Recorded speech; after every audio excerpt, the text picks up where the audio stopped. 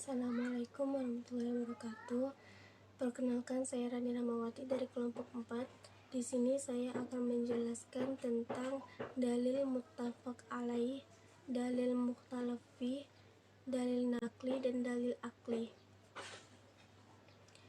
Muttafaq alaih.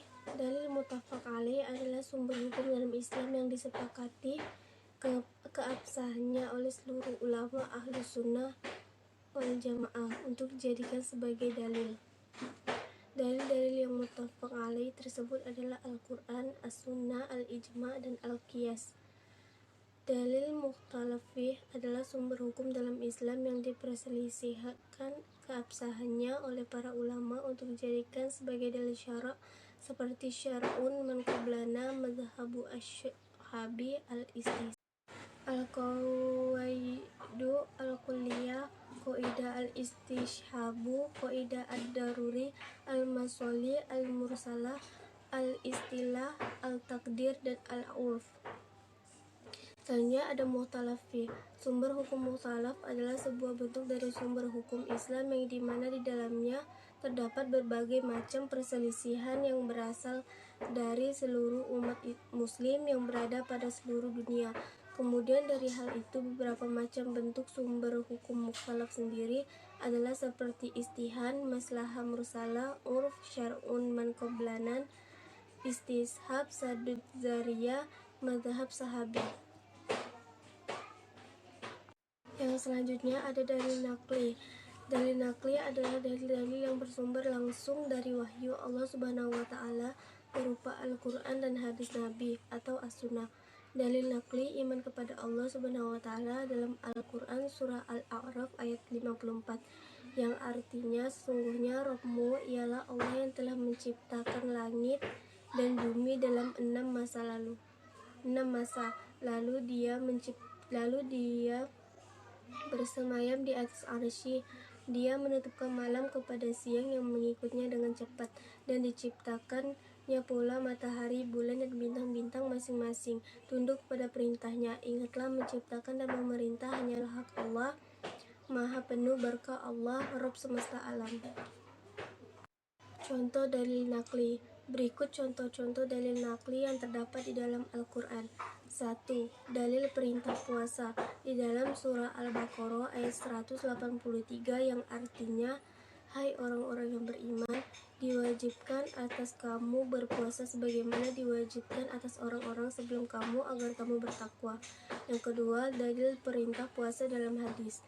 Dalam hadis Abu Sa'id Al-Khudri radhiyallahu an, riwayat Al-Bukhari dan Muslim, Rasulullah SAW bersabda, tidak seorang hamba pun yang berpuasa sehari jalan Allah kecuali karena amalannya pada hari itu Allah akan menjauhkan wajahnya dari neraka sejauh perjalanan selama 70 tahun.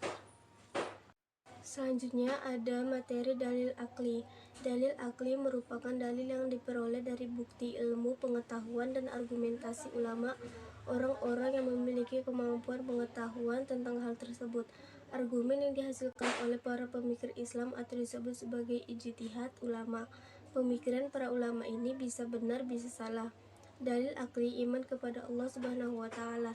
Setidaknya ada 3 hal yang disebutkan Syekh Abu Bakar Jabil Al-Jazairi sebagai dalil akli iman kepada Allah Subhanahu wa Ta'ala.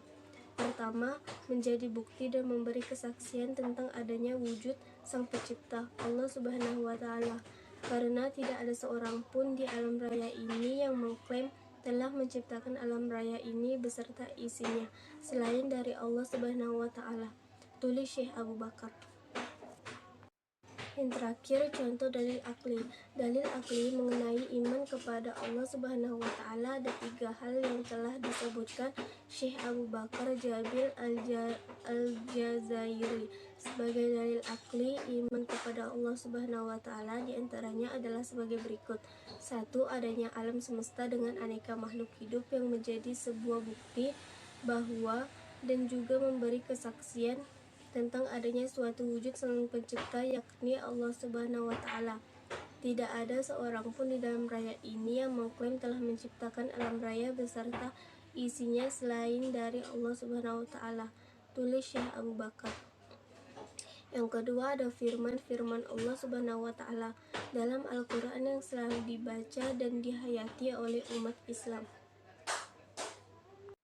Yang terakhir, adanya sistem yang teratur dalam tata surya dan kehidupan di bumi, mulai dari proses penciptaan, pembentukan, pertumbuhan, serta perkembangan makhluk hidup yang ada di alam semesta ini tunduk kepada sunnatullah. Tidak dapat keluar darinya sunnatullah bagaimanapun jua, kata Syekh Abu Bakar.